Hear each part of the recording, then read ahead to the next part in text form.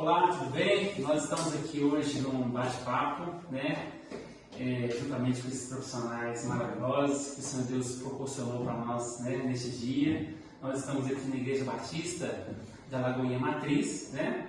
E esse bate-papo foi promovido, está sendo promovido, né, pelo Ministério Lucas, é o Ministério de Profissionais da Saúde aqui da Igreja Batista da Lagoinha, sob a liderança da Carla, tá certo?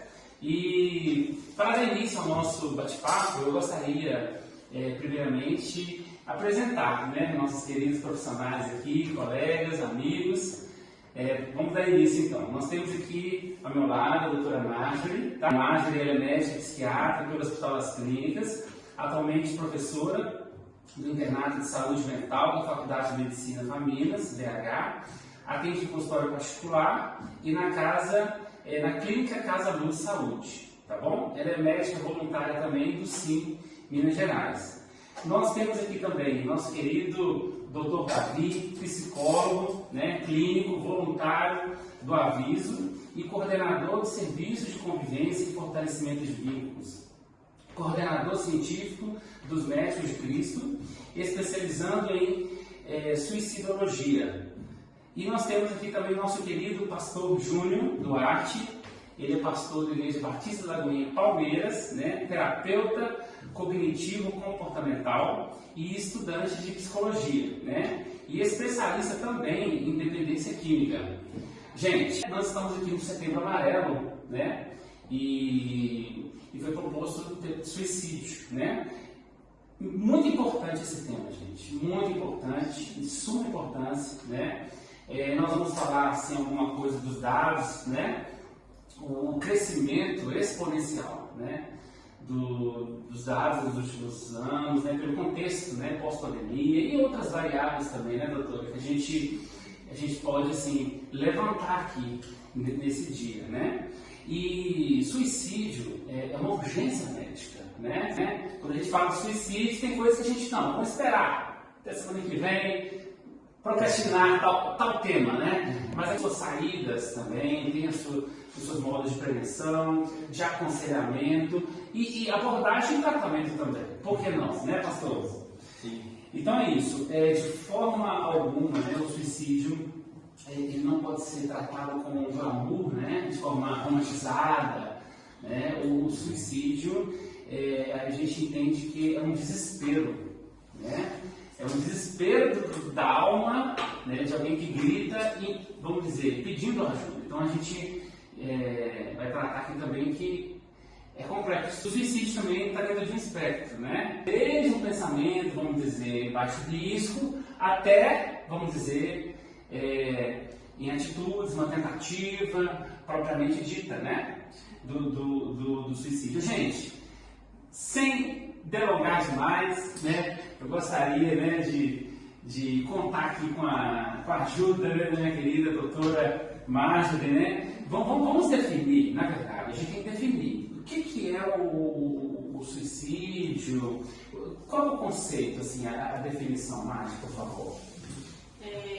O que a gente tem hoje é que o suicídio é um fenômeno complexo, de origem multifatorial, né? E ele tem uma amplitude de fatores envolvidos nesse comportamento, que vão desde fatores, por exemplo, de origem na infância, né, no passado da pessoa, como múltiplos traumas, negligência, entre fatores genéticos também, e também, por exemplo, na vida atual da pessoa, né, como eventos traumáticos, uso de substância. Então, é um fenômeno que revela uma experiência individual, né? O suicídio é uma experiência individual marcado, assim, principalmente por uma ambivalência entre eu querer uma solução para um sofrimento muito grande e, ao mesmo tempo, querer terminar com tudo, né? Um mecanismo de cessação do sofrimento e também a busca por ajuda. Para a gente falar em suicídio, a gente fala num espectro E esse espectro, ele varia desde um pensamento de morte, né, uma ideia de morte, para uma ideação, né, de autoextermínio, em seguida um planejamento de autoextermínio e, como desfecho, a tentativa ou morte também por suicídio, né?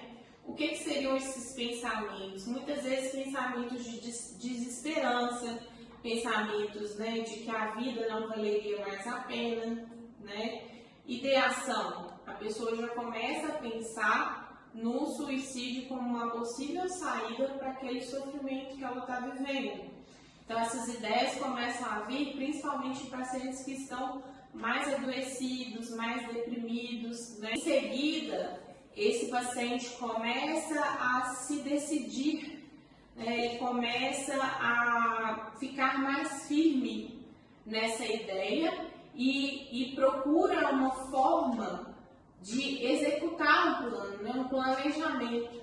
Às vezes esse paciente vai escrever uma carta de despedida, às vezes é uma pessoa que começa a organizar as finanças da casa, contrata um seguro, né? Uma pessoa que começa, de certa forma, ter um comportamento diferente e começa a buscar por meios, né? Principalmente pela internet mesmo, né? Infelizmente, né? A gente vê, na internet tem inúmeros sites, vídeos, né? Conteúdos mostrando acessos, né? De como morrer, né? E essa pessoa começa a fazer essa busca ali até o dia que ela determina, né? E aí ela parte para a ação, né? Ela sai daquela dúvida, aí a gente tem a tentativa, né?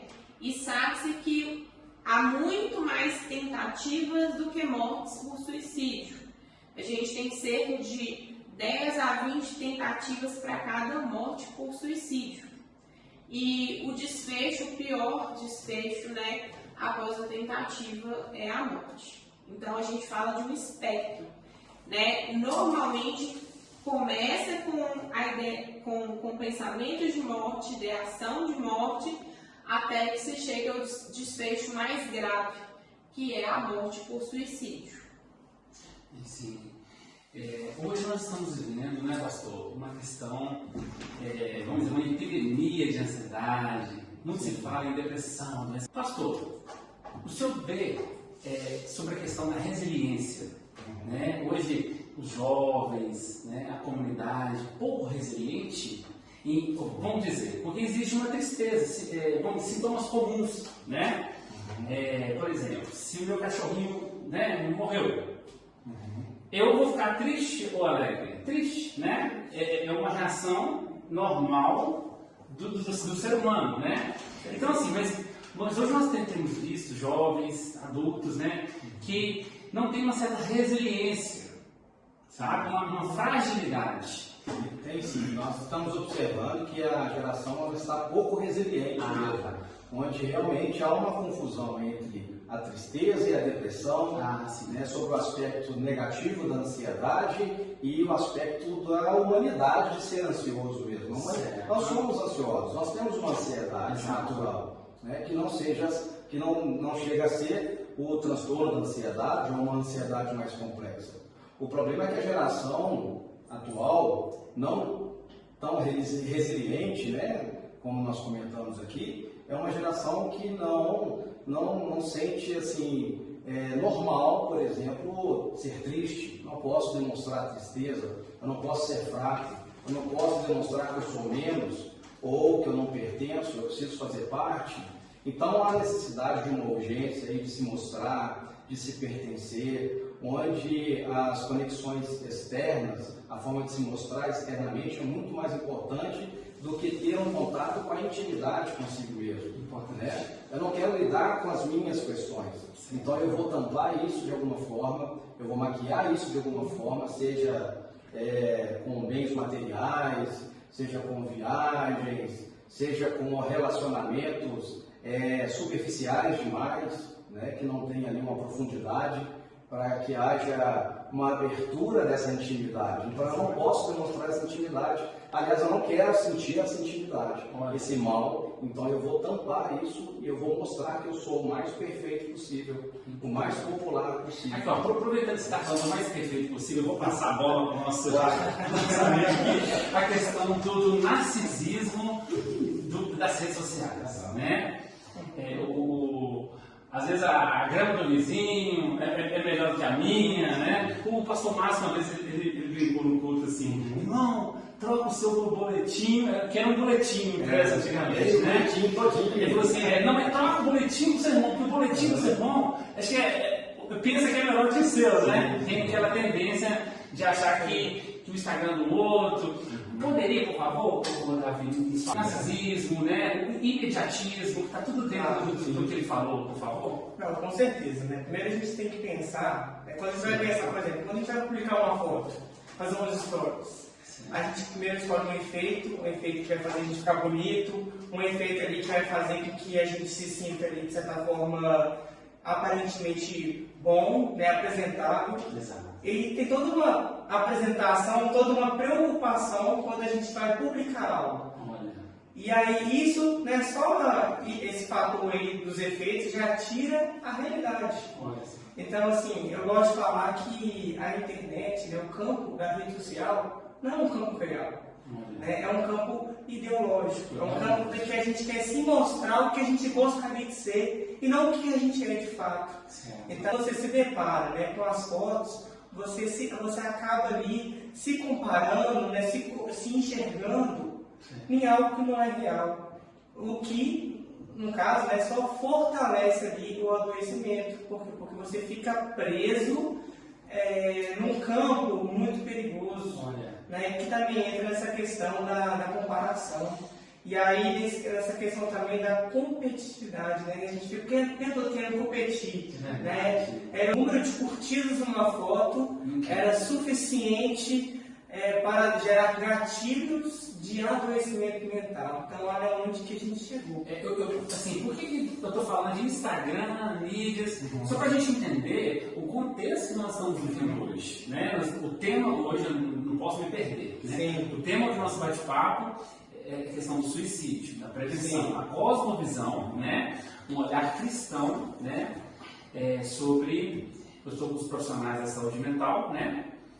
A visão cristã sobre esse tema. Mas eu quis levantar essa questão para a gente entender o mundo que nós estamos inseridos hoje, né, Davi? Com certeza. Esse contexto tem a ver com o suicídio, vamos dizer, a exposição nas mídias, tem, né? Mas exatamente, sim. A pessoa naquela decepção, naquela frustração, pelo fato de ela não conseguir enxergar aquele ideal, aquela imagem que nunca será, né, nunca conseguirá mesmo, ela acaba optando por tirar a sua própria vida. Né? Então, assim, porque é uma angústia tão forte o fato de eu nunca vou conseguir ter essa vida, eu nunca vou conseguir chegar a esse nível. Né? Então ela acaba desvalorizando também a sua vida, sabe? Como se fosse que a sua vida não tivesse valor algum. Então eu falo que isso é uma distorção cognitiva, né? A pessoa ela começa a enxergar a vida de uma maneira totalmente distorcida, como se o corpo dela, a vida dela, tudo ali que ela vivencia, a família dela, os seus relacionamentos fossem inferiores, fossem diminuídos, fossem insuficientes. Bom. Exato. A questão das redes sociais é uma bênção, tá? Inclusive para a evangelização, né, doutor? É uma bênção. Né? Mas, assim, são alguns contextos que nós estamos vivendo, alguns cuidados, né, que nós temos que ter. Né? Não pode virar um termômetro, né, de bem-estar. Exatamente. Não pode virar um termômetro do bem-estar. Tem que haver esse equilíbrio. Exato. Eu acho que esse equilíbrio é que foi se perdendo. E entender que a rede social é uma ferramenta. Exato. E não a nossa vida. Eu não posso ficar escravo dessa ferramenta, né? Eu posso usar. Então, gente, aqui a OMS em 2014, no mundo, né? Vamos falar alguns dados, né? Mais de 800 mil tiram a própria vida por ano. Isso no mundo, né? Dado 2014. E a segunda maior causa de mortes entre jovens de 15 a 29 anos. Tem mais alguns outros dados também? Por favor, se puder trazer para nós, doutora Marques, por gentileza. Atualmente no Brasil, ocorrem cerca de 6,6 mortes por suicídio a cada 100 mil casos de morte. E a cada dia, cerca de 40 pessoas tiram a própria vida. E a cada hora, uma pessoa comete suicídio. Né? Os números são muito altos. E são cerca de 13 mil óbitos por suicídio no Brasil por ano. Né? E ultimamente tem havido um aumento significativo de casos de óbito e tentativas de autoextermínio, né? Principalmente no período pós-pandemia. E um número que assusta muito é o crescimento de mortes por suicídio entre adolescentes e jovens. E também adultos, né? Idosos acima de 75 anos, que é uma população que às vezes a gente nem ouve falar, né, sobre suicídio, a gente chama até de suicídio silencioso, que são os idosos, né? Isso tem aumentado muito. Queria até ver com o Davi se ele poderia trazer estatísticas a respeito dos adolescentes e jovens. Não vou ter assim, um número especificamente, né? Mas quando a gente vai falar sobre o suicídio em adolescente, a gente tem que entender que é um pouco diferente com relação a outros públicos. O primeiro fato é porque o suicídio na adolescência, às vezes, pode não ser um suicídio que a gente chama de intencional, pode ser um suicídio acidental. Isso quer dizer que o adolescente ele pode se colocar em situações de alta perigosidade. Né? Assim, porque ele quer ali mostrar para ele mesmo que ele consegue, que ele é capaz de fazer aquilo, seja por meio de desafios, seja por meio ali de propostas, né, feitas no próprio rede social. Até para ser aceito. Exatamente, para ser aceito. Exatamente. Provar para alguém. Exatamente. Então, assim, e também entra nessa questão também da autolesão, que a autolesão não necessariamente ela vai provocar o suicídio, mas que também é uma conduta, né, um comportamento que a gente tem que ficar de olho, porque pode acontecer também. Às vezes errar a mão ali na hora de praticar autolesão, né? Às vezes uma autolesão, né? A gente, às vezes automutilação, autolesão, que é para aliviar um sentimento, um desconforto ali temporário, mas às vezes a pessoa pode até errar a mão e acaba morrendo decorrente daquilo, né? Exatamente. E aí, com relação à questão da adolescência, né, como foi mesmo falado por vocês, após a pandemia, houve realmente esse aumento, né, exponencial, muito pelo fato dessa questão da solidão, né, presente na pandemia. Né? A pandemia houve muito esse isolamento social, né? E essa falta mesmo de socialização. Então, assim, esses adolescentes, eles não podiam, né, estar em meios sociais. Outro fator, né, além da questão da pandemia, entra sobre o cérebro do adolescente, né, criança que está sendo ainda construído. Né, existem pesquisas falando que esse cérebro ele vai ser construído até os seus 21 anos. Né, então entra nessa questão da impulsividade. Né, o adolescente ele tende a ser mais impulsivo, mais inconsequente também sobre os seus atos. Então, de não pensar que aquilo ali pode ir contra a sua própria vida. Então, tudo isso ali são fatores de risco, né, contra a criança e contra o adolescente. E também entra, né, para finalizar, sobre essa questão familiar. Né? A gente sabe também que o número, por exemplo, de divórcios, né, o número ali de conflitos familiares aumentaram muito, né, nesse período de pandemia, o que também acabou gerando um impacto muito grande sobre a vida dessa criança e desse adolescente.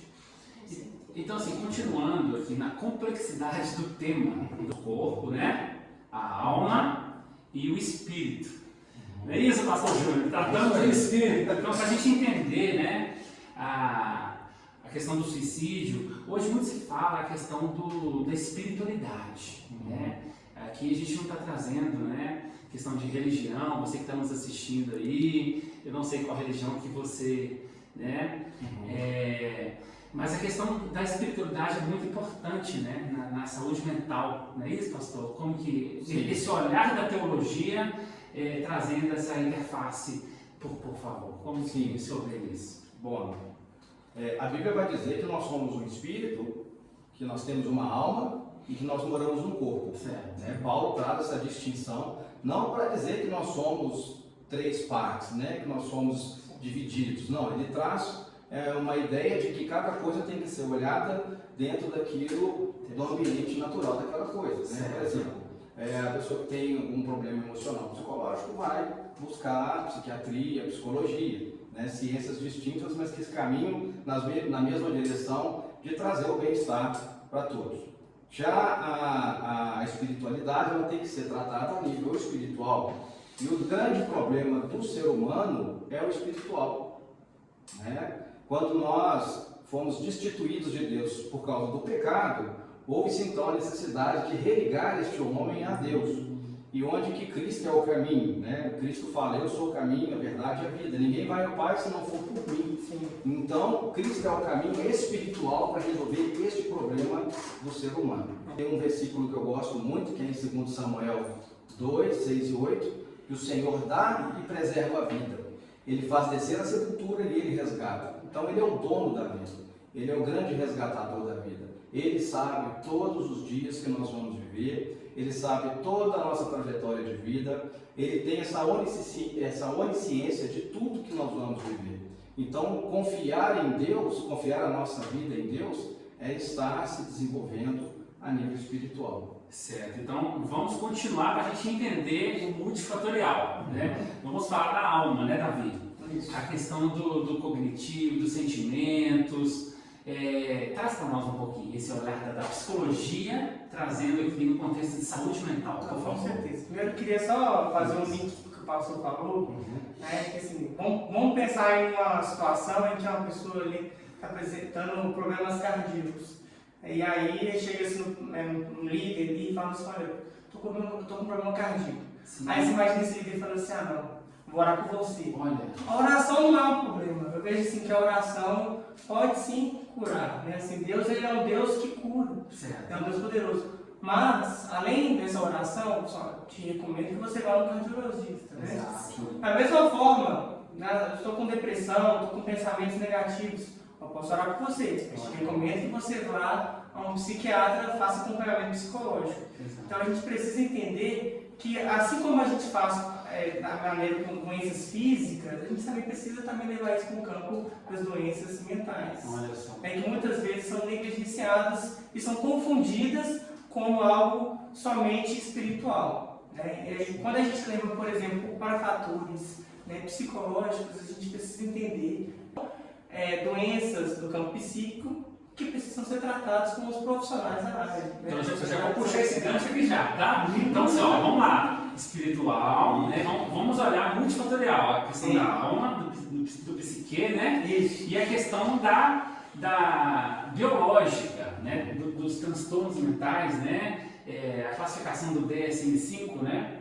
Internacional. E aí, doutora, você poderia trazer para nós, assim, até quais os transtornos mentais que mais poderiam levar, por favor? Você poderia trazer para a gente essa parte? Hoje em dia, as estatísticas apontam que cerca de 95%, de 80% a 95% das mortes por suicídio vêm dos transtornos mentais, né? Das tentativas também. Então, mesmo após a morte, né, fazendo estudos retrospectivos, avaliando a vida do paciente no passado, sempre é detectado algum transtorno mental, algum problema nessa área, na história dessa pessoa que cometeu suicídio. Então, um dos principais fatores de risco para o suicídio é ter um transtorno mental. E dos principais, nós temos transtornos de humor. Entre eles, a gente tem o transtorno depressivo maior, que é a depressão comum, né, unipolar, que a gente chama, e a depressão do transtorno afetivo bipolar, que também é uma depressão grave, né, com altas taxas de tentativas de suicídio. Em seguida, uso e dependência de substâncias, né, pastor? Porque a pessoa entra ali naquela vida e às vezes não consegue sair, às vezes tem muitas perdas, né? Fica sozinho, né? Porque acaba perdendo a família, o emprego, então uma situação de desespero muitas vezes, e às vezes até o próprio uso da substância faz a pessoa perder um pouco ali o filtro, a crítica, sim, e a pessoa toma decisões impulsivas. Olha. É comprovado que por exemplo, um transtorno de humor junto com o álcool aumenta muito mais o risco de suicídio, por exemplo. Em seguida, a gente também tem a esquizofrenia, né? Pacientes com transtornos psicóticos, eles têm um alto grau também de taxa de suicídio. Né? A pessoa entra num desespero tão grande, né? de se sentir às vezes encurralado por aquelas alucinações, delírios, às vezes se isola muito, né? E vem um medo muito grande, uma insegurança muito grande, e às vezes o desfecho é grave. Então, são situações que nos trazem alento mesmo, né?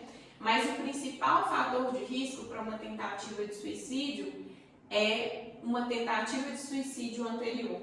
Se esse paciente tem uma história de tentativa de suicídio, o risco dele tentar novamente é muito alto. Eu estou com até pode ser uma dúvida ali do nosso ouvinte, por exemplo, eu trato, porque tem muita gente que trata para depressão, é isso, no posto de saúde, tá. É uma dúvida que eu vou trazer essa questão para a doutora responder. Eu trato, né, para a depressão. Eu tomando meus remédios certinho, né, eu faço controle com psicólogo, com psiquiatra. Isso previne? Eu tomando os remédios certinho, né, o transtorno afetivo bipolar toma, né, a medicação estabilizadora de humor. Isso previne? Como é que é isso, essa questão? Sim, você que toma seu remédio, sim, né? Com certeza, sim. Vamos dizer assim, a pessoa que faz o tratamento corretamente, que tem um bom suporte aí de rede, né, de saúde, com psicologia, com rede de apoio, legal, com médico de família, né, com psiquiatra, e essa pessoa que toma as medicações corretamente, que frequentemente está sendo avaliada por esses profissionais, isso é muito importante, mesmo que seja, né, dentro, por exemplo, da unidade básica de saúde, né, esse olhar atento, o risco ele vai ser diminuído sim. Muito bom. Né? O paciente, por exemplo, que está apresentando melhora e tudo, tem essa diminuição de risco, mas a gente nunca deve tirar o olho desse paciente que já teve pensamentos de morte, que já falou sobre ideação, possibilidade. A gente tem que estar sempre atento a esse paciente, porque principalmente em pacientes graves, em tratamento. Olha só. Às vezes esse paciente está com aquele pensamento ali recorrente, de repente o paciente tem uma melhora, e essa melhora, esse paciente antes não tinha energia nem para tentar suicídio. E às vezes, justamente nessa melhora, a família dá uma relaxada, o médico dá uma relaxada, fala, não, agora ele está fora de risco. Olha só. Mas é nessa hora que a gente tem que ficar mais atento, porque o paciente pode ter um ganho de energia para ele sair daquela ambivalência entre eu vou tentar, não vou tentar, e aí com essa leve melhora ele tem energia para tomar uma decisão e para passar o ato. Então assim, você fala... Eu quero só pode complementar, por favor. Eu vejo assim que a gente precisa desconfiar. A gente precisa desconfiar dessa pessoa que ela fala assim, não, eu já estou bem, já estou assim, já estou melhor. A gente precisa, olha, não, tudo bem, mas eu quero te acompanhar, quero ver se está tudo bem mesmo. E assim, eu creio assim, que existe profissionais, por isso a importância de você procurar o profissional certo. Por quê? Porque às vezes é difícil, né? A gente fala assim, não é sempre que a pessoa vai apresentar sinais, não é sempre que a pessoa vai ser ali claro que ela tem essa intenção, essa ideação suicida. Então, assim, por isso que a gente precisa saber o momento certo de a gente procurar ajuda e entender assim, olha, eu por mim mesmo não consigo ajudar essa pessoa. Eu por mim mesmo não consigo me ajudar, preciso de alguém. E a pessoa reconhecer. Eu quero até fazer um parêntese aqui, a questão do vídeo, né? Assim, para mim é uma aula, né? Especialistas aqui ao lado, mas você que sofre, tem algum sofrimento, né, na alma, aqui a gente não está fazendo uma consulta online, né? Isso aqui não é uma consulta online, a finalidade desse bate-papo é trazer informação e trazer esperança. Eu fico, assim, para mim traz esperança ao escutar, né, do Davi, né, da doutora, que quando você toma um remédio, você minimiza, né, diminui. Isso para mim é esperança, não é verdade? Isso para mim é esperança, é luz que Deus está trazendo para você. Mas se você se sente, né, vamos dizer, angustiado, a palavra é desesperança, uma das palavras que mais pega quando a gente clica lá no livro para ler sobre suicídio, a palavra-chave é desesperança. Falta de fé no amanhã, desesperança. Não tem esperança, né? Então, assim, nós todos aqui, nós orientamos a você a procurar o seu psicólogo, o seu psiquiatra, né? o seu terapeuta, né? O seu médico de família e comunidade, tá bom? Essa é um parênteses que eu quis abrir, que é mais informativo, né? E você fala também, né? Sim, quero falar também. Não, eu queria trazer um exemplo sim. de um atendimento que eu fiz. Que legal. Um paciente cristão que eu atendo. E uma certa vez, né, ele tem depressão maior, né, também já tentou, né, com a própria vida, graças a Deus ele não teve nada comigo, né. Mas é uma pessoa que eu tenho que acompanhar ele toda semana, né. Eu vi médico tem que mandar mensagem para ele, perguntar aí como é que você está, tudo bem com você, porque ele tem assim, eventuais crises. E certa vez eu pedi para ele fazer uma atividade para mim.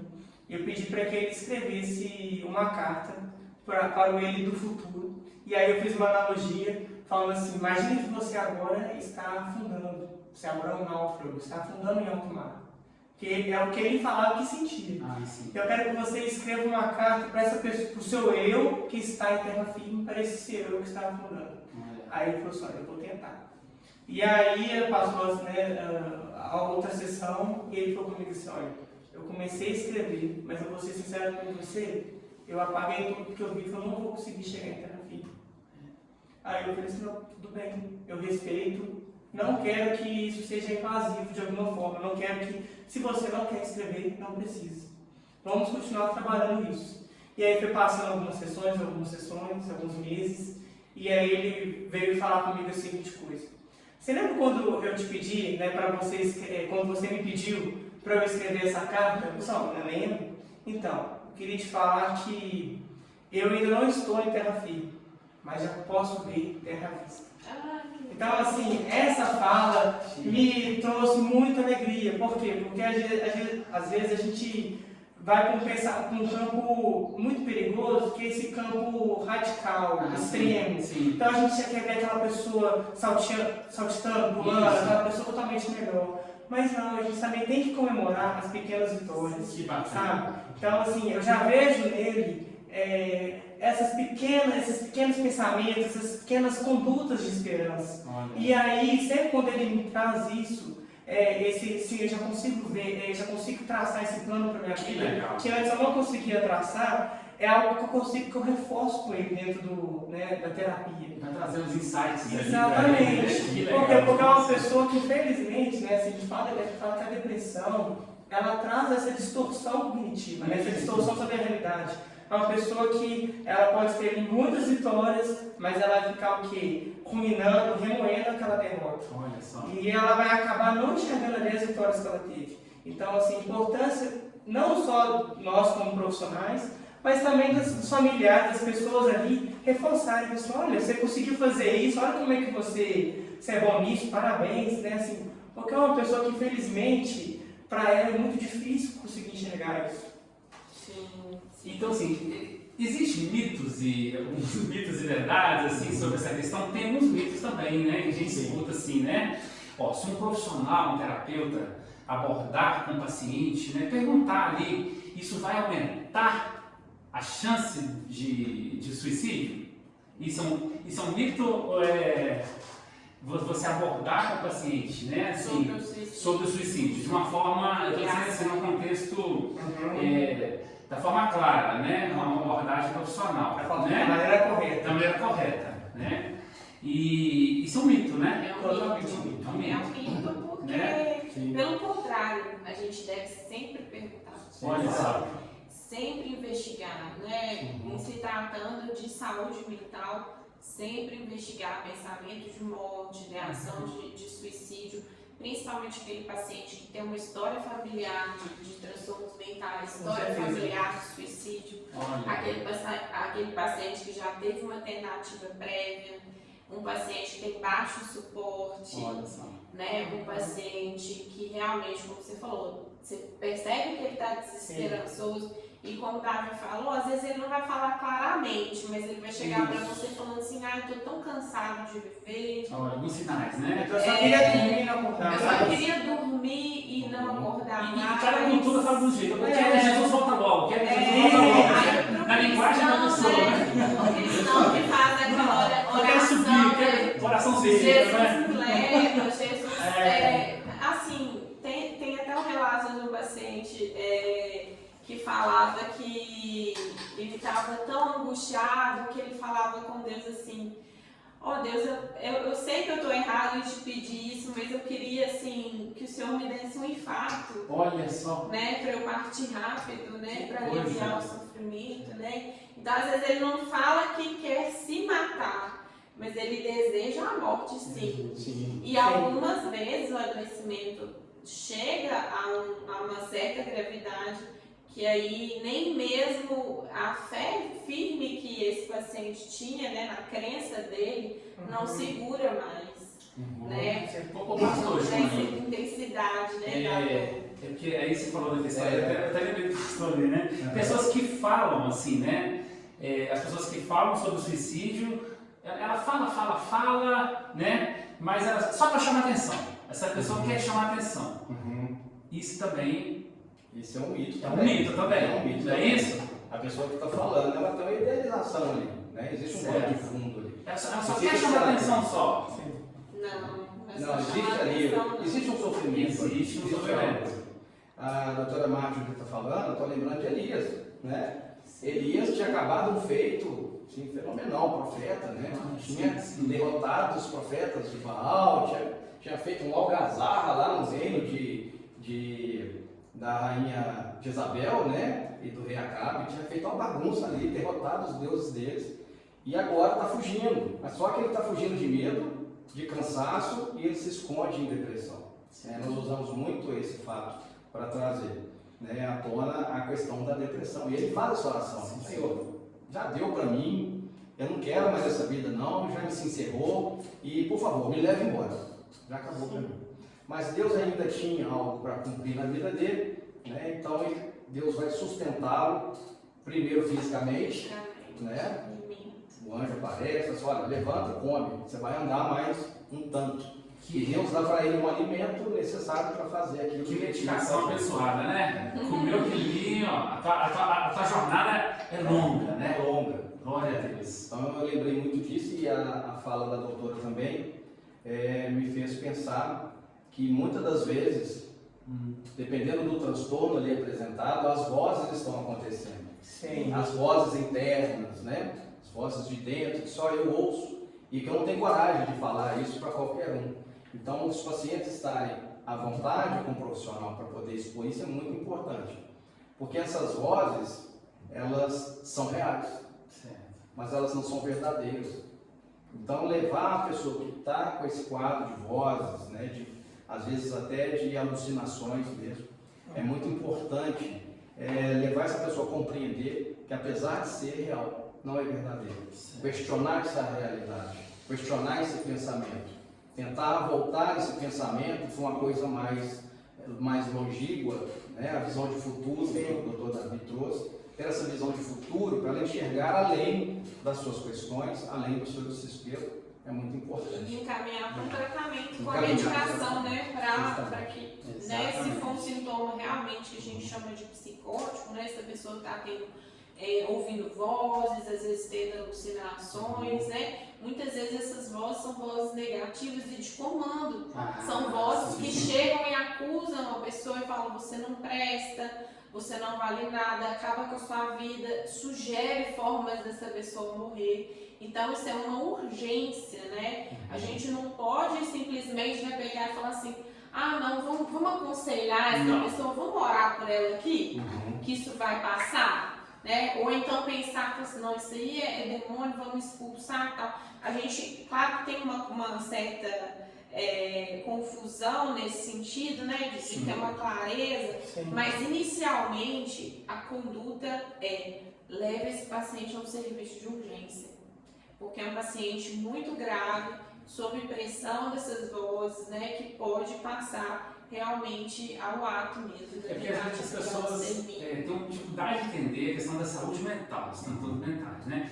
Porque é muito bem claro para toda a população, quando a pessoa tem, né? Eles falam assim, estou com princípio, entre aspas, né, gente? Estou com princípio de infarto. É muito bem claro para todo mundo, né? Os pastores, para as pessoas, que ela tem que ir para uma UPA, ela tem que fazer uma problema. É muito bem claro isso. Mas quando a gente, ao falar de saúde mental, né? Às vezes a pessoa é levada a um outro local, né? A não ser uma urgência, né? Um serviço especializado, tanto do SUS e quanto particular também, o profissional devidamente adequado, né? E a gente volta no início aqui, né? Porque eu não posso demonstrar fraqueza.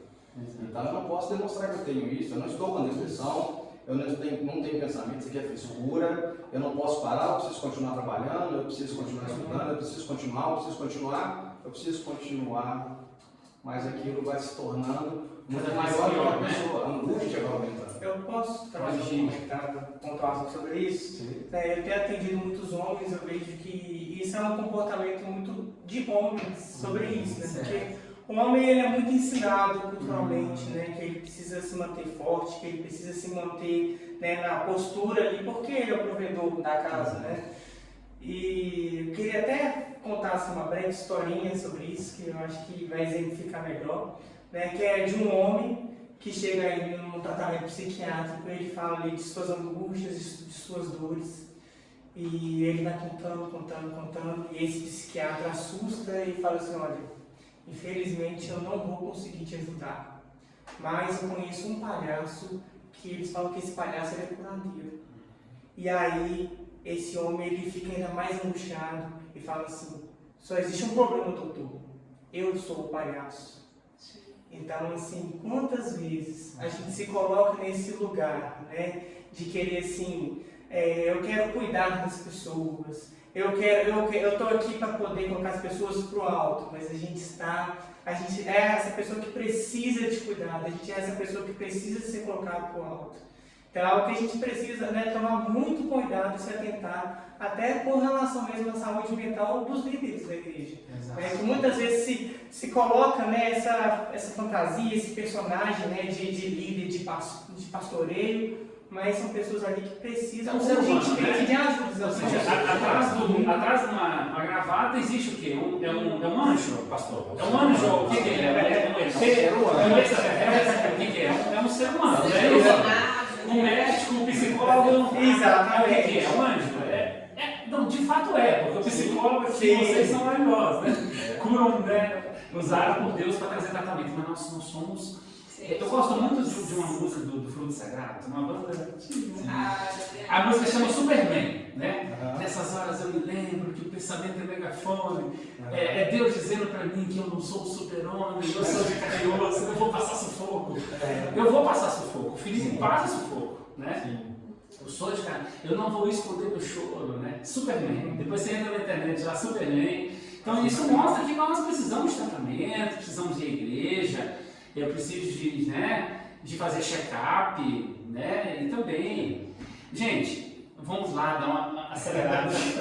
Existem os fatores de riscos e existe uma balança no livro, que eu fui dar uma pesquisada, né? Uma preparada para conversar com vocês. Tinha uma balancinha assim, ó, os fatores de risco e fatores de proteção. Essa balancinha, ela ajuda até, vamos dizer assim, na tomada de decisão, de uma rede de apoio, por exemplo, né? Um fator protetivo, né? Isso. Quando um profissional vai tomar uma certa conduta médica, né? A gente olha se ele tem um certo fator protetivo, se tem família, né? Se ele está desempregado, é proteção ou é risco? É fator de risco. Davi, você poderia falar um pouco do fator de risco e depois o pastor também, a gente vai complementando? O fator de risco e proteção? Com certeza. Primeiro eu queria falar que a gente precisa tomar até cuidado na hora de caracterizar o que é fator de risco e de proteção. Tá. Por quê? Porque Agora a religião ela pode ser um fator de risco, mas ela pode ser um fator de proteção, mas também pode ser um fator de risco. Olha só. Porque isso vai variar de como que essa pessoa lida com a religião, como que essa pessoa lida com a fé dela e como que está ali o contexto religioso que ela está vivendo. Entendi. Família a gente muitas vezes coloca como um fator de proteção, mas também pode ser um fator de risco. Olha. Né? Dependendo ali dos conflitos familiares que essa pessoa está inserida. Então, por isso que quando a gente for, né, colocar, caracterizar, assim, o que é fator de risco e o que é fator de proteção, a gente precisa antes perguntar para essa pessoa, identificar se de fato aquilo ali é proteção ou risco. Gostei, viu? Eu nunca tinha. Eu sempre estudei, não, família, tá, mas o pastor Márcio Taradão falava assim: querido, meu irmão, a família é céu na terra, mas pode ser um inferno. A família, vocês lembram? O pastor Márcio falava, né? A família pode ser céu na terra, né? Eu quero até mandar um abraço para minha esposa, Débora, linda aí, né? Eu amo muito. E realmente a minha esposa é super proteção na minha vida, né? Só até comentando com minha irmã aqui do Ministério Lucas, né? Com a Cristina, que a minha esposa me puxa para cima, né? Falou, Felipe, você vai conseguir.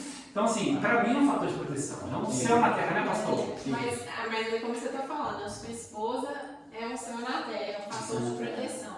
E ser casado, né, é um fator de proteção, mas depende do casamento. Olha só. Exatamente. E se eu for, se a pessoa que está sofrendo ali tem um casamento onde ela não é protegida, onde o cônjuge, né, ou o companheiro, o parceiro é violento, é uma pessoa que faz, por exemplo, um gaslight, uma violência verbal ou física com essa pessoa, ele não vai ajudar essa pessoa. Verdade. Ele vai, na verdade, atrapalhar o tratamento da pessoa e ele pode ser um gatilho para uma decisão impulsiva de uma tentativa.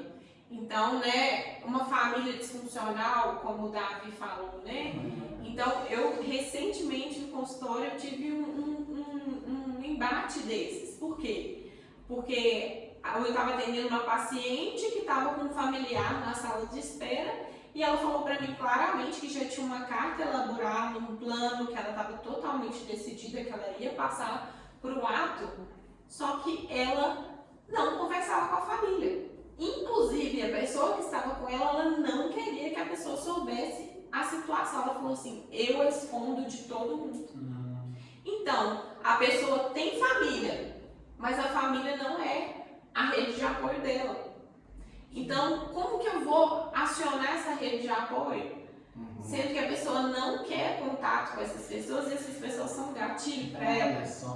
Talvez essa pessoa que não tem essa rede de apoio familiar, a minha primeira opção vai ser chamar o serviço de urgência, encaminhar essa pessoa direto para o pronto atendimento psiquiátrico, ou se eu não tiver na minha cidade, a UPA, ou o pronto-socorro, ou o CESAM, CAPS, porque essa pessoa não pode ficar sem rede de proteção. Que interessante. Ô pastor, lendo aqui, né, nos livros lá, a questão coloca a religião, né, a espiritualidade como um fator de proteção. O que o senhor me fala sobre isso, por favor? Aí eu coloco a igreja. Certo. A igreja no sentido de relacionamentos, certo, né, de convivência. Então, Hebreus 10, 24, 25 vai falar isso, né? Não deixei de congregados, né? Porque isso é bom, porque o contato, as conexões, isso vai trazer o bem-estar, vai trazer ali um apoio necessário. Às vezes, essa pessoa que está passando por um abuso psicológico, né, dentro do relacionamento, ela vai encontrar com um amigo, uma amiga, ou pastor de confiança, ou líder religioso de confiança, vai conseguir encontrar ali um ambiente necessário para poder se abrir de alguma forma. Interessante. E nessa abertura, ela ser encaminhada. O ser humano é relacional, né? Relacional. É preciso me relacionar. Pastor, me fala sobre a questão dos pequenos grupos. Tem igrejas que trabalham em célula, né? Sim. Eu estou numa igreja em outro estado, né? Ela chama PG. Pequeno grupo. PG, né? É da Igreja Batista, não é? Eu estou em outro estado, né? Sim. Mas aí é uma terapia, né? Você fazer parte, pertencer, que o senhor já tinha falado sobre isso. Sim. Me fala, por favor. É muito importante, né? Falo com muito amor. Eu coordeno 24 pequenos grupos. Olha que bênção! São cerca de 500 a 600 pessoas. Que legal! Semanalmente se encontrando, né? Que bênção! E é lindo ver o que acontece lá. O doutor Davi trouxe a questão da pandemia, que houve essa separação, e os adolescentes sofreram muito com isso, mas de um modo geral, toda a igreja sofreu e todas as pessoas sofreram com isso, porque é no toque, sabe, no relacionamento, no olho, que as pessoas vão se desenvolvendo. Isso é muito bom, e vão se acolhendo mutualmente. É muito frio, é só me relacionar com o Instagram, pastor, é muito frio, é só ficar ali, não, eu conheço, eu tenho 1.200 amigos, seguidores. Isso é amigo, pastor? Como é que é isso? Não é amigo. Eu tenho 200 mil seguidores de amigos, isso dá certo? O amigo é quem dá está certo próximo. ou não? Não dá certo. Não dá certo? Não dá certo. Ótimo. O amigo é quem está próximo, é quem você recorre, né? Na célula, nos pequenos grupos. Que pensa, pode ser três ali, pastor? Chora junto, né? Sim, chora junto. Que bênção. Vai e comemora junto, né? E divide todas as coisas ali. Quando um está com problema, todos se juntam e oram junto. E se for bem material, se levanta ali o recurso, né? E tem as visitas. Essa irmandade é muito boa, né? É muito lindo. Até Jesus tinha um pequeno grupo dele, né? Ele tinha os 12, mas aí chegava determinado momento que ele pegava Pedro, Tiago e João e falava assim, ó, deixa todo mundo que aqui, bênção. Vamos só nós três ali para o monte, para a transfiguração, vamos só nós três ali para o momento ali da reflexão, né? Então, nós precisamos ter essas pessoas próximas, para que a gente também compartilhe das nossas angústias, né? Não é só festa, a vida não é só festa, né? E entender a importância da gente ser vulnerável. Né? Quando eu levo isso, as pessoas até assustam, né? Eu tenho que contar o problema para todo mundo, assim, não é isso que eu estou falando. Eu falo assim, a pessoa certa, a pessoa que sabe se eu posso compartilhar, me abrir para essa pessoa. Sim, sim. Isso é extremamente saudável e isso é terapêutico. É um lugar de terapia. Exatamente. Né? Eu tenho até um testemunho com relação a isso, rapidamente, de uma célula que eu estava liderando, que foi em 2018. E eu encontrei com um rapaz lá que estava com sintomas depressivos. Certo. Né?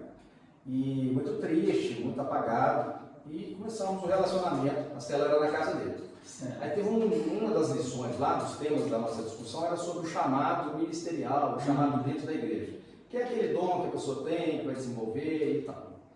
E ele, chorando, ele falou assim, eu sei qual é o meu chamado, eu sei o que Deus me pediu para fazer, ou me deu o dom para fazer, mas eu não quero mais, eu estou muito ferido com muitas coisas e eu não quero mais. Nós começamos ali o trabalho, acolhemos, amamos, cuidamos, e hoje ele está num excelente emprego, bem colocado, né? A família está reestruturada, a vida dele foi reestruturada, ele é pastor hoje, né? Assumiu o chamado dele, hoje ele é pastor também, e ele já está indo para o segundo livro dele. Né? Existe esperança, né, pastor? Tem jeito. Tem jeito para você? Tem jeito. Tem jeito para você. Então, gente, olha, nós já estamos caminhando para o final. O bate-papo está muito gostoso. Eu estou assim, vibrando, aprendendo horrores e podendo, para mim, um espaço terapêutico isso aqui, né? Falar com vocês, né? Então, gente, nós vamos falar sobre a questão da abordagem, né? Do tratamento. E como nós sabemos que é multifatorial, nós temos que tratar também de forma multifatorial, né, pastor? Sim. Uma visão do corpo ali, do espírito e da alma também. Então vamos começar aqui, doutora Márcia, sobre a questão dos transtornos mentais mesmo, a questão, né? Depois que a pessoa tem um diagnóstico, né? Faz o acompanhamento, a questão da medicação, do acompanhamento com o médico psiquiatra, especialista, e até mesmo com o médico também do posto de saúde, né? Você poderia, por favor, abordar essa questão? Sim. O tratamento, ele é imprescindível, né? Seja ele medicamentoso, terapêutico, né? E outras formas de suporte para esse paciente, né? Que está em sofrimento.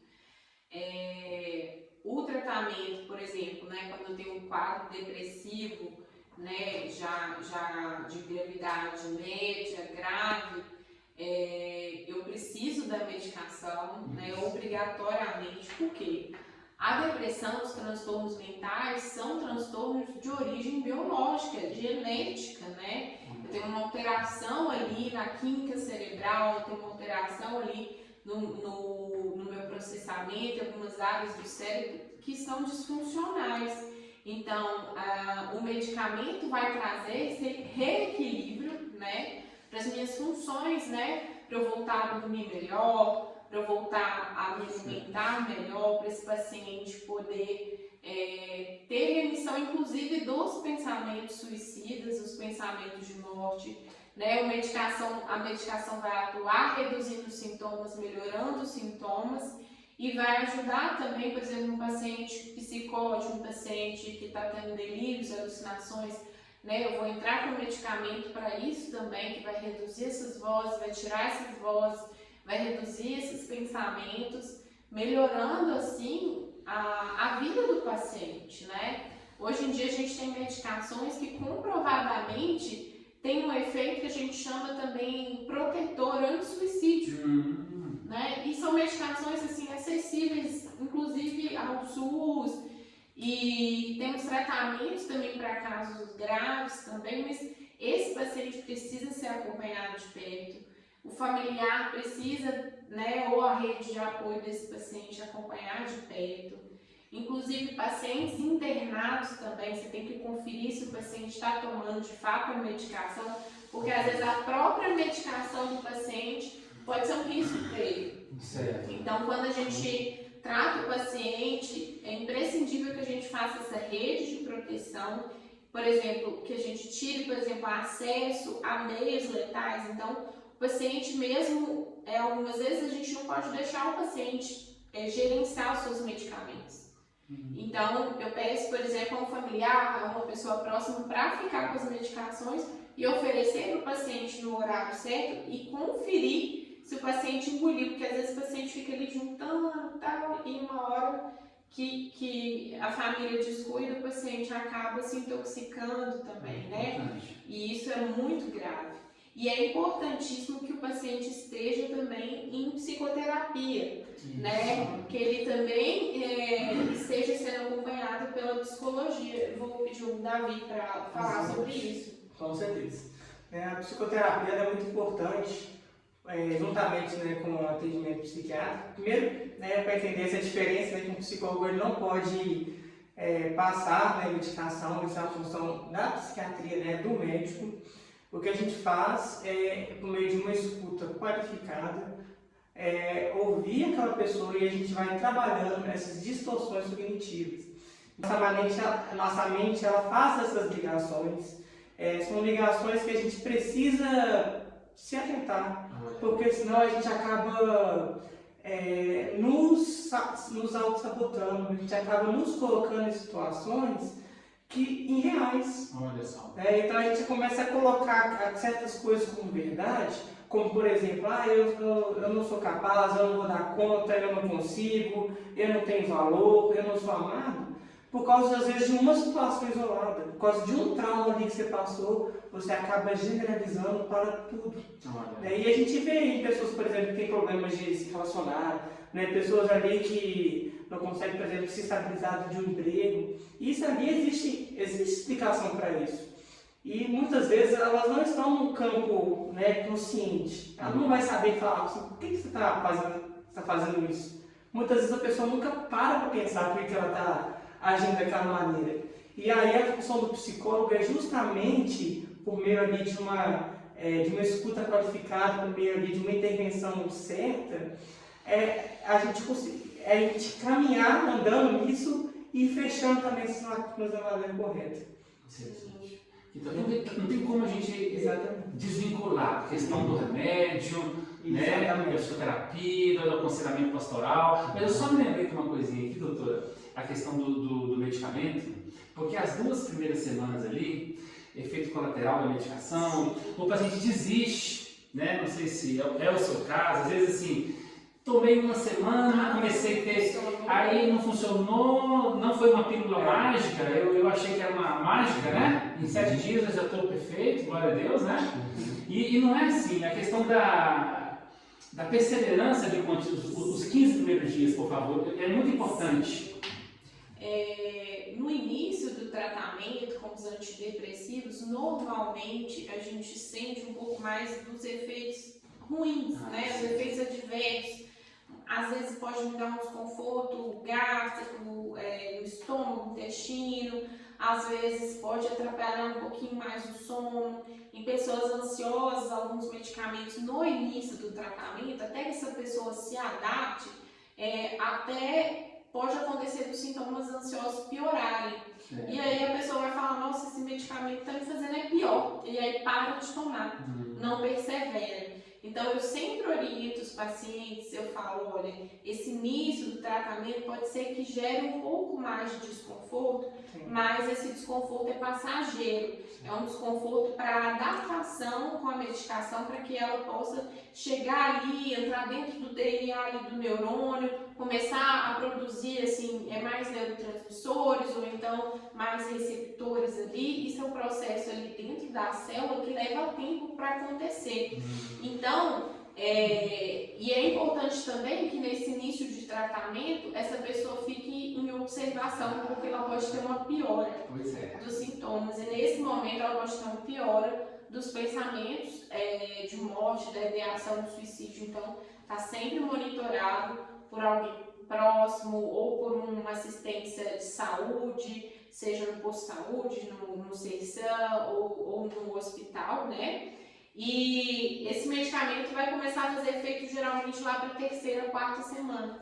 Então essa pessoa vai começar a sentir um alívio da angústia, o choro vai diminuir, os pensamentos vão reduzindo normalmente, né? Mas cada caso é um caso, né? Nós temos casos leves, casos moderados e casos graves, né? Casos, inclusive, que a gente precisa de intervenções mais severas, como internação hospitalar, casos que precisam, por exemplo, de uso de outros instrumentos que hoje nós temos, né? Que eletroconvulsoterapia, que é polêmico, né? Sim. Mas é um tratamento muito eficaz, comprovadamente, né? Cientificamente. E hoje em dia outras substâncias estão sendo estudadas, como esquetamina, para pacientes com pensamentos recorrentes, tem uma melhora assim, significativa. Excelente. Então, assim, existem inúmeras possibilidades, o tratamento existe, a depressão tem tratamento, né? É possível você sair desse fundo de poço, desse lugar que você não enxerga esperança. Existe esperança. Porque acontece muita coisa assim, eu vou tomar o remedinho que a vizinha tomou, né? Eu vou tomar o remédio que a vizinha tomou e aí toma tudo errado, toma 7 dias, começa a ter... Então assim, a importância de você aí, né, do outro lado aí, tomar o medicamento sob a supervisão do seu médico, né? E não parar a medicação por conta própria, né? Eu parei, não. Liga, porque isso pode acontecer. Não, e pode acontecer do profissional médico até trocar o remédio, né? Não é o caso, não. Ou persevera ali, diminui a dose, ou troca por outro. Mas sim, liga para o seu médico, no posto de saúde, liga, né? Vai na enfermeira, agenda uma consulta para o seu médico de família ali, que com certeza que ele vai te ouvir, né? Ele vai tentar ajustar da melhor maneira. Isso é muito importante para o sucesso do tratamento, né, doutora? E não ficar mudando a medicação por conta própria, né? E não interromper. Agora eu melhorei, estou ótimo, parou o remédio. Aí de repente o paciente recai. Novamente no episódio depressivo. Exato. Tem um tempo certo, e quem vai determinar o tempo certo do seu tratamento é o médico que te acompanha, o psicólogo que te acompanha, né? A pessoa que está ali do seu lado, que está ali para te ajudar e que estudou para isso. Então espera o tempo certo para o seu tratamento. Assim, porque Deus usa os médicos, né? Mas não, você foi curado na igreja hoje, a partir de hoje você não toma remédio mais. Não, gente. Deus usou o médico para colocar aquela prescrição. Então, assim, vá até seu médico, converse com ele, né? Fala, né? Porque você pode escutar alguma coisa por aí, pare de tomar, a vizinha avise, né, algum agente religioso fala assim, pare de tomar medicação, e a gente já escutou casos assim, gravíssimos, pessoas que parou de usar a medicação e fatalmente pode poder evoluir para essa temática que nós estamos discutindo, que é a questão do suicídio, né? Então assim, sempre ir ao seu médico, tá bom? Então, pastor, vamos também, não vamos deixar de lado a questão espiritual, sim, né? Claro. Que é tão importante. Uma abordagem pastoral, um aconselhamento pastoral, o que o senhor poderia nos contribuir? O aconselhamento pastoral também é muito importante, né? Você está se abrindo, a pessoa está se abrindo para alguém que confie, né? Porque tanto a psiquiatria quanto a psicologia, por ética moral, não tem tanto assim aquela questão da orientação mais direta. Tipo, você não deve fazer isso ou você deveria fazer aquilo. Já no CELT pastoral, no aconselhamento pastoral, o pastor, bem preparado, né, ali das suas funções, ele vai aconselhar à luz da palavra de Deus. Que bênção. Então ele vai abrir a Bíblia e falar assim, olha, Jesus ensinou isso aqui. É importante. O caminho é esse aqui, né? Então, olha só, a Bíblia fala que nós precisamos tratar as nossas esposas como a parte mais sensível do nosso corpo, como Cristo trata a igreja. Então, você tem que fazer isso, você pode parar com isso, aquela coisa toda, à luz da palavra de Deus. Que bênção. Né? Dois seres humanos conversando dentro de um ensinamento só. Né? Então, isso vai trazer um desenvolvimento para uma outra área nossa, né, do ser humano, que é uma área mais ética mesmo, comportamental, de morais, né, a parte mais moral de mim mesmo. Ou seja, olha que interessante, a luz que nós estamos trazendo aqui para esse bate-papo, olha que bênção, gente, presta atenção. A pessoa, né, vai lá tomar um remedinho dela, igual a médica prescreveu, faz a sessão de psicoterapia, seja online, né, doutor Davi? Seja online, seja presencial, porque tem psicoterapia no posto de saúde, continua e vai lá receber a palavra de Deus. Sim. Tomando remédio, não vai nem parar de tomar remédio, não. E uma coisa não exclui a outra, né, doutora? É igual o chazinho. Eu acho que é equilíbrio, né? É igual o chazinho da avó. Certo. Ah, tá com pedra nos rins. Ah, não, toma um chá de quebra-pedra. Certo. Né? Tá, uma doença mais grave, câncer. Ah, mas minha avó tem um chazinho bom que o doutor fulano lá, que eu vi na internet, que cura câncer. Faz a quimioterapia e toma um chazinho da sua avó. Verdade. Pode continuar tomando chazinho, mas faz a quimioterapia. E hoje na medicina família e comunidade nós temos os complementares do SUS, né? Fitoterapia, homeopatia. Hoje existe a saúde complementar reconhecida pelo SUS. Né? Você pode tomar o alopático e né, concomitantemente ajuda a acupuntura, né? Não é? Sim. Então acho que é isso que você falou, que interessante. Mas são tratamentos complementares. Complementar. A palavra é complementar. Então, assim, dependendo da gravidade do caso, medicamento é tratamento mesmo. Inclusive até internação, e né? às vezes até internação, dependendo do risco, né? Dessa pessoa passar o ato, né? E muitas vezes algumas pessoas confundem, não, eu vou tratar minha depressão grave só com atividade física. Só com olha só. Você não tem energia. Né? Você não tem uma reserva, sério, você vai né? acabar se esgotando muitas vezes mais, né? Ou então eu vou tratar a depressão e o pânico, a ansiedade só com oração, porque é pecado. Não! Gente, Deus entende. A integralidade do ser humano, né? É o que a Deus gente está falando o tempo todo aqui, né? Deus né, se fez homem, ele passou pelas mesmas lutas que nós. Sim. Jesus chorou, Jesus teve dor, né? Então, por que os cristãos não podem também adoecer da mente? Isso. Né? Se eles podem adoecer do corpo, né? Um cristão, não está com pressão alta, ele não vai pegar e vai falar assim, não, eu vou só olhar aqui, não vou tomar o remédio da pressão. Não, ele vai lá, toma o remédio da pressão, aceita de boa, né? É verdade. Mas por que é difícil, né? Fazer o tratamento psicológico? Até a negação, né, pastor? É tudo processo de cura, né? A gente tem como base que Deus é onisciente e todas as coisas são criadas por Ele tem toda a ciência, então tudo é processo de cura. Então Deus pode curar instantaneamente? Pode. Sim. Deus pode curar aos poucos? Pode. Deus pode curar através da medicação? Pode. Através da psicologia? Pode. Através do aconselhamento pastoral? Pode curar. Ele pode curar com todas essas coisas? Pode curar. Mas o espinho de Paulo, Deus não quis curar, né? Você vai abrir esse assunto mesmo? Mas eu acho interessante. Vai dar mais uma Então, o Felipe queria levantar uma questão do teólogo, né? Eu também estou querendo demais também, né? Mas eu acho interessante falar, porque servos tementes a Deus passaram por sofrimentos muito fortes. Né? A gente tem hoje em dia aí, né, essa teologia aí da felicidade, né? De que Do coach, o evangelho coach. Venha pra Jesus que você não vai ter problema mais na sua vida, né? Religião, vida alegria, sua festa, é assim? A gente só retificando aqui, o coach é uma bênção. Existe o bênção. lado positivo, eu falei de forma, Sim. assim, uma evangélica, a crítica que eu tenho, assim, né? Mas o coach é uma bênção, né? A gente precisa tomar cuidado com esses tratamentos, né, invasivos, esses tratamentos aí que prometem aquilo que não pode ser cumprido. Sim.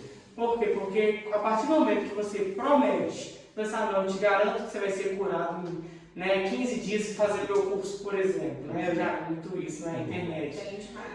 Aquela pessoa, a tendência, se para esses 15 dias, essa pessoa não ser curada, como você prometeu, a tendência é que ela fique ainda mais desesperançada por aquilo. Então, assim, olha, me prometeu aquilo, não consegui, então realmente não tem solução.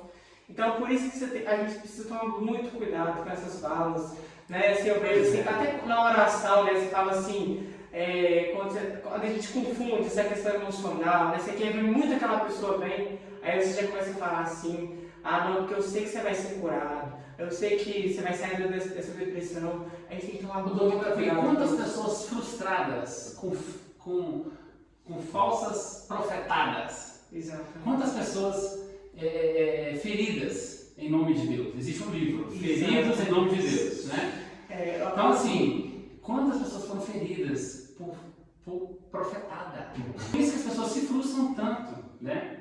E às vezes essa prosperidade não é só finanças, né? Essa prosperidade você não pode ter doença. Isso. Você não pode ter doença. Se você tiver doença, você é uma pessoa que vai pecar.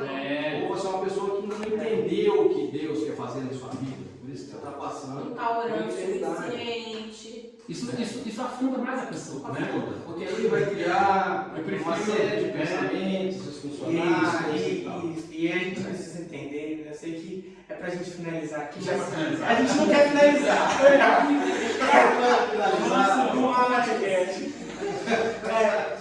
Mas eu acho que a gente precisa tomar muito cuidado. Quando eu falei, por exemplo, que a igreja, né, que a religião pode ser um fator de risco, entra nesse sentido da culpa. Pois é. Da culpa, né? Quantas vezes, né, e às vezes aquela pessoa está em adoecimento e ela se sente culpada. Pois é. Né? Ela se sente envergonhada por ela estar naquele lugar. Porque quando ela busca o apoio, ela não teve apoio, ela teve julgamento. Exato. E isso é algo muito que a gente precisa, como igreja, tomar muito cuidado. Sabe? Como abordar essa pessoa que está sofrendo. Porque a partir do momento que a gente coloca mais culpa, mais julgamento sobre aquela pessoa, a gente está só reforçando o adoecimento dela. Né? A gente está só assinando ali a sentença. Olha, é muito bonito o que você está falando. Eu vou ler um versículo, agora já é para finalizar. Então vamos fazer uma reflexão, começar comigo, doutora, né? Nós vamos terminar ali já uma reflexão para a gente fechar. Eu vou falar, viu? Em cima da fala do doutor Davi, Mateus 11, 28. Vinde a mim, todos os que estáis cansados e sobrecarregados, e eu vos aliviarei. Tomai sobre vós o meu jugo e aprendei de mim. Jesus já está falando aqui porque vocês vão se cansar. Vocês vão ficar sobrecarregados a ponto de falar, eu vou jogar a toalha. Vocês vão ficar tão sobrecarregados, vocês vão falar, eu estou jogando a toalha. Sabe? Então Jesus já preparou a galera. Vinde a mim, porque eu sei que vocês vão estressar, né? Vocês vão ficar sobrecarregados, mas eu tenho um alívio para você, nesse dia, nessa tarde, nessa noite. E no seu horário que você está assistindo. Tomai sobre vós o meu jugo e aprendei de mim, porque sou manso e humilde de coração, e achareis descanso para as vossas almas. Eu vou deixar específico sobre a fala do Dr. Davi. Que bem, se eu li um livro, assim, para fechar minha fala, eu já vou passar a bola para cá, mas é para fechar Ego Transformado, Timothy Keller, né? Ego é um livretozinho, eu te indico, anota aí. Ego Transformado, um livreto que você lê assim, em horas, né, pastor? Então, assim, tantas pessoas com ego ferido, ego frágil, né? A gente fala, por exemplo, de um balão, né? E é tão frágil, ele pode se estourar. Pessoas infladas, né? E frágeis, né? A questão das mídias que a gente tratou aqui. E quando fala lá assim, eu não vou falar do livro, mas assim, você vai ler, mas ele retrata isso. Não é questão de pensar muito no Felipe ou pouco no Felipe. Não é questão de me diminuir ou sobreelevar. A questão aqui do livro, o resumo. tirar o foco de mim mesmo e pensar o que Deus pensa de mim, não o que o Felipe pensa de mim, não o que o Davi pensa do Felipe, mas o que Deus, o Criador dos céus e da terra, pensa sobre mim e pensa sobre você. Quando eu tiro os olhos, né? Somente a psicologia positiva, somente o negativismo, e começo a olhar os perdidos, né, doutora? As missões ali do Médio de Cristo, você vê os atendimentos que vocês, né, fazem aí também, de pessoas do outro lado, lá no isso para mim me emocionou, porque vocês tiraram os olhos do Davi, né? Tiraram os olhos da doutora Marge. A doutora Marge tem problema? Tem? O doutor Davi tem? Tem? Eu sou o que mais tem aqui, ó. Mas é o seguinte, mas quando o Felipe, né, aqui eu atuei, né, hoje a liderança é a Carla, mas eu estive aqui presente no Ministério Lucas, quando eu tirei o olhar do Felipe para os meus pontos negativos e ponto positivo, e quando eu comecei a olhar para as nações, para as missões, para o ID de Jesus, gente, eu desfoquei dos meus B.O.s, dos meus problemas e comecei a encontrar a verdadeira felicidade que está em Jesus, tá bom? Essa é a minha reflexão. Quero passar aqui para a doutora Marge. Deixa eu complementando, né, o que você falou, tem um texto na Palavra de Deus que me confronta muito, onde Jesus fala que ele não viria para esmagar a cana que estava quebrada. Então, ele não vem para trazer mais sofrimento para quem já está sofrendo, mais culpa para quem está sofrendo. Ele vem para trazer alívio. E ele fala também que ele sabe quais pensamentos que ele tem a seu respeito. É ele que sabe. Não é o que você pensa que ele pensa sobre você. Ele tem pensamentos de paz e não de mal, para te dar um futuro e uma esperança. Então, a esperança é real. A gente precisa cultivar a esperança. Pensar que hoje eu estou numa crise, eu posso estar numa situação que realmente eu não consigo encontrar saída, buscar estar com pessoas que vão mostrar para mim que existe uma saída, que vão caminhar ao meu lado como se fosse uma âncora também para mim, porque ela consegue ver a saída agora que eu não consigo ver, justamente por conta do adoecimento. Eu não vejo, eu não consigo ver Deus, eu não consigo sentir Deus quando eu estou doente. Eu acho que Ele está longe, né? Eu acho que Ele esqueceu de mim. Não, Ele não esqueceu. Ele está ali com você junto no seu sofrimento. Você não está conseguindo perceber. Mas a esperança existe. Há tratamento médico, há tratamento com a psicologia, com, né, aconselhamento, com acolhimento, com abraço, né, com amizade. Então, não é o fim da vida. É isso que eu queria deixar de mensagem, sabe? Há esperança para o seu sofrimento. Que legal. Eu queria também fazer umas considerações, até essa passagem que você trouxe sobre Elias, eu acho maravilhosa. E assim, o encerramento, né, de como que Deus se mostra para Elias, né, que fala assim que Deus primeiro veio o fogo e Deus não estava lá. Depois veio um vendaval e Deus não estava lá. Depois veio uma brisa suave e ali Deus estava.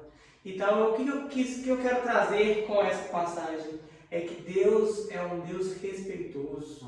Ele sabia que Elias não estava nas condições, né, de receber, né, o mover de Deus de uma maneira barulhenta, de uma maneira ali, né, que iria ali ser invasivo para ele, pelo fato dele estar mais lento, pelo fato ali dele estar muito cansado. Então Deus, ele se apresenta como uma brisa suave. Ele se apresenta ali como um sussurro, como alguém que está próximo da gente. E dessa maneira a gente também precisa ser respeitoso com as pessoas. E respeitoso com a gente mesmo. A gente precisa nos respeitar. Respeitar os nossos processos. Respeitar que não é sempre que a gente vai estar bem. Respeitar que não é sempre que o outro vai estar bem. E a gente tem que saber como que a gente vai se comportar, lidar com isso. Para que a gente não seja ali invasivo. Eu gosto muito de uma frase. Né? Não é você estar próximo demais para você invadir e nem longe demais para você abandonar aquela pessoa. É você estar na distância ideal, para que você possa ali não deixar aquela pessoa desamparada, mas sim ser um suporte para ela. E que sejamos, né, como igreja, como corpo de Cristo, uma rede de apoio, um suporte um para os outros. Que bênção, glória a Deus. Glória a Deus. Minha reflexão, né? Pode ficar à vontade, pastor. Amém. Bom, você que está nos assistindo, nos ouvindo, né? Queria dizer que, independente do que você esteja passando, que Deus nunca se esqueceu de você. Deus nunca desistiu de você. E eu tenho certeza disso por algumas vivências que eu tive, né? Eu sofri abuso na infância, tentei tirar minha vida na adolescência, desenvolvi dependência química, onde eu fiquei por 15 anos dependente de álcool e outras drogas. E agora em 2024 eu comemoro 15 anos que eu estou livre disso tudo. E tudo isso fez muito sentido quando eu encontrei Jeremias 29:11. Deus falando para mim que conhece os planos que tem sobre mim. O versículo diz assim: porque eu conheço os planos que tenho para vocês, diz o Senhor, planos de fazê-los prosperar e não de causar dano, planos de dar a vocês esperança e um futuro. Então Deus é quem conhece cada um de nós. A Bíblia fala que Ele conhece, Ele sabe quantos fios de cabelo nós temos na cabeça. Eu falo que no meu caso não foi muito difícil, né? Porque não foi muito difícil contar, mas Deus sabe, né? Até os que sobraram na minha cabeça, Ele sabe quantos são. Mas quando eu encontrei esse versículo, em algumas versões eu falo assim, pensamentos, eu que sei os pensamentos que tem a vosso respeito, eu falei, poxa, é Deus que sabe o que eu penso, Deus que sabe o que Ele pensa sobre mim, não é o que eu penso sobre mim. Aleluia. Porque diante dessas fatalidades, eu desenvolvi complexo de inferioridade, baixa autoestima, todos os meus planos deram errado, né? Todos os meus planos deram errado. Né? E eu fui tentando ajeitar a vida do meu jeito, do meu modo, e quanto mais eu tentava, mais eu cavava para baixo. Né? Eu falo que tem algumas formas de se chegar no fundo do poço.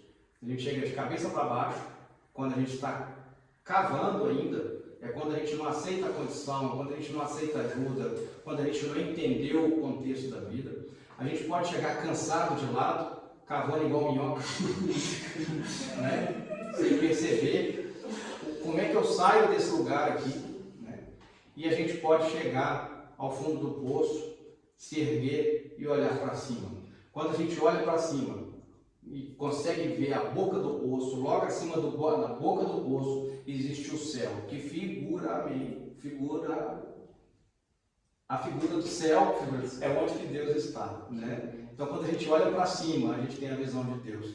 E quando a gente tem essa visão de Deus e tem essa compreensão de que Deus faz e Ele pode fazer nas nossas vidas, que basta apenas um ato de se entregar a Ele, todas as outras coisas fazem sentido. Então, independente do que você esteja passando hoje, os pensamentos que você tem a seu respeito, eu te digo que Deus é que sabe os pensamentos que Ele tem a vosso respeito. Pensamentos de um futuro muito melhor do que você poderia pensar sobre si mesmo. Deus te abençoe, em nome de Jesus. Amém. Às vezes a gente nem consegue se entender, mas às vezes o fundo do poço ele é necessário. É necessário. É complicado eu falar isso. Chegou no fundo do poço, o que quer dizer fundo do poço? Mas assim, chegar lá, para encontrar com Deus, tem gente que precisa de estar lá para encontrar com Deus, entregar a sua vida, nascer de novo. Eu estou falando da abordagem espiritual agora, né? Sim. E porque tem uma música até que a Mariana Valadão cantou, Deus do meu viver, Deus do meu viver, Tu és o meu ar, Deus no acordar, Deus no meu dormir, Deus no descansar, estás no trabalho, Deus na minha mente, Deus no meu falar, seja tudo em mim. Para você cantar e declarar que seja tudo em mim, eu tive que chegar no fundo do poço. Para Mariana Valadão cantar, seja tudo em mim. Não tem como. O Felipe, quando o Felipe declarou isso aqui, seja tudo em mim, eu tive que morrer para mim mesmo, né, dos meus pecados, morrer para o natural e nascer para Jesus, né? Deus na esperança, estás nos meus sonhos, Deus no meu olhar, Deus no meu esperar, Deus na alegria e Deus na tristeza e na amargura, és minha cura, seja tudo em mim. Né? Deus te abençoe, um grande abraço, em nome de Jesus. Amém. Amém.